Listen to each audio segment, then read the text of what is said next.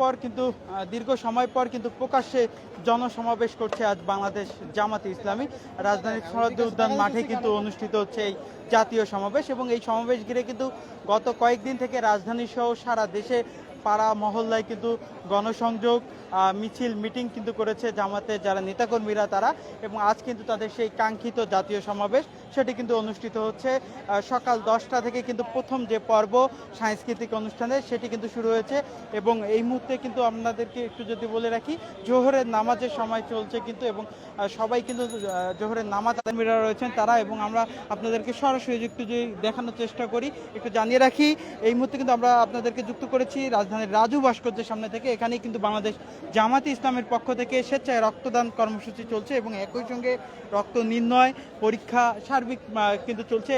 যারা আয়োজকরা রয়েছেন জামাতের যারা নেতাকর্মীরা রয়েছেন তারা যেমনটি বলছেন যে এই সমাবেশকে ঘিরে 4টি পয়েন্টে কিন্তু এই স্বেচ্ছায় রক্তদান কর্মসূচি চলছে এবং এখন পর্যন্ত সকাল থেকে শতাধিকের উপরে মানুষ কিন্তু স্বেচ্ছায় রক্ত দিয়েছে এখানে, এবং যারা এখানে রক্ত দিতে আসছে প্রথমে তাদের একটি সম্মতিপত্র এবং পরবর্তীতে রক্ত পরীক্ষা এবং সর্বশেষ তারা শারীরিক বিষয়গুলো জানার পর কিন্তু রক্ত নিচ্ছেন এখানকে যারা নিয়োজিত রয়েছেন তারা। এবং আপনাদেরকে যদি একটু জানিয়ে রাখি এই সমাবেশ ঘিরে কিন্তু 15টি মেডিকেল বুথ করেছে বাংলাদেশ জামাতে ইসলামী এবং একই সঙ্গে জেলা থেকে আসা গাড়ি পার্কিংয়ের জন্য কিন্তু 15টি স্পট নির্ধারণ করেছেন এবং জামাতের 8টি উপকমিটি গঠন করা হয়েছে এবং এই উপকমিটিগুলোর তত্ত্বাবধানে কিন্তু বাস্তবায়িত হচ্ছে আজকের এই সমাবেশ। এবং আমরা দেখছি ভোর থেকে ট্রেনে লঞ্চে বাসে করে কিন্তু লাখো মানুষ কিন্তু এসেছে জামাতের এই সমাবেশে। এবং একটু তথ্য দিয়ে রাখি জামাতের শীর্ষ নেতারা যেটি বলছেন যে 10,000-এর উপরে কিন্তু বাস রিজার্ভ নিয়ে কিন্তু সারা দেশ থেকে নেতাকর্মীরা এখানে এসেছে এবং এই সমাবেশে কিন্তু থাকবেন বিভিন্ন ইসলামিক দল রাজনৈতিক দলের নেতারা এবং একই সঙ্গে জুলাই শহীদ পরিবারের সদস্যরা এবং জুলাই আহত ব্যক্তিরা, এমনটি কিন্তু তারা জানিয়েছেন।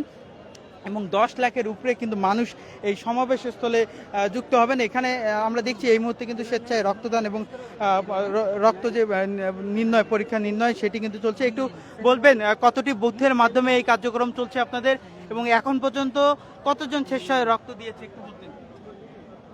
আমাদের 4টা বুথ আছে এখানে, যেখানে আমাদের 4টা টিম কাজ করতেছে সক্রিয়ভাবে।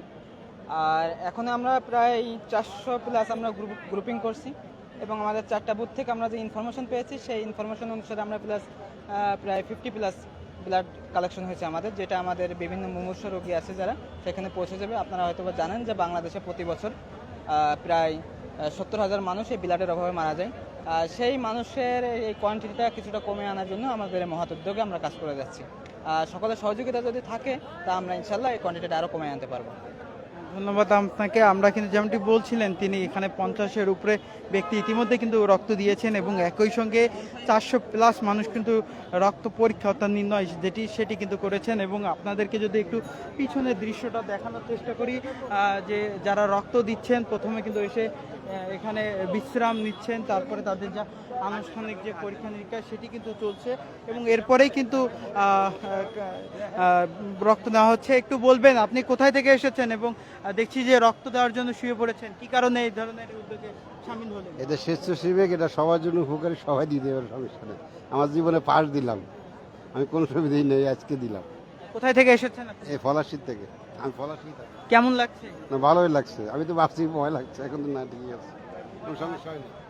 দর্শক একজন যিনি রক্ত দিচ্ছেন তার সঙ্গে কিন্তু আমরা কথা বলছিলাম, তিনি কিন্তু যেমনটি বলছিলেন যে যেহেতু স্বেচ্ছায় এই রক্তদান এই কারণেই তিনি উৎসাহিত হয়ে কিন্তু এখানে রক্ত দিচ্ছেন এমনটি কিন্তু তিনি জানাচ্ছিলেন। এবং একটু জানিয়ে রাখি জামাতের এই সমাবেশ থেকে জাতীয় সমাবেশ থেকে কিন্তু 7 দফা দাবি উত্থাপন করা হচ্ছে এবং সেই দাবিগুলোর মধ্যে কিন্তু রয়েছে 2024 সালের 5ই আগস্ট ও অন্যান্য সময় সংঘটিত সব গণহত্যার বিচার, রাষ্ট্রের সব স্তরের প্রয়োজনীয় মৌলিক সংস্কার, ঐতিহাসিক জুলাই সনদ এবং ঘোষণাপত্রের পূর্ণ বাস্তবায়ন এবং একই সঙ্গে জুলাই অভ্যুত্থানে শহীদ ও আহত পরিবারের পুনর্বাসন, ঈদের সমান সুযোগ ও লেভেল প্লেইং ফিল্ড নিশ্চিতকরণ। এই 7টি দফা দাবি কিন্তু জামাতের পক্ষ থেকে কিন্তু তুলে ধরা হবে এমনটি কিন্তু জানানো হয়েছে শীর্ষ নেতাদের পক্ষ থেকে। এবং আপনাদেরকে যেমনটি জানাচ্ছিলাম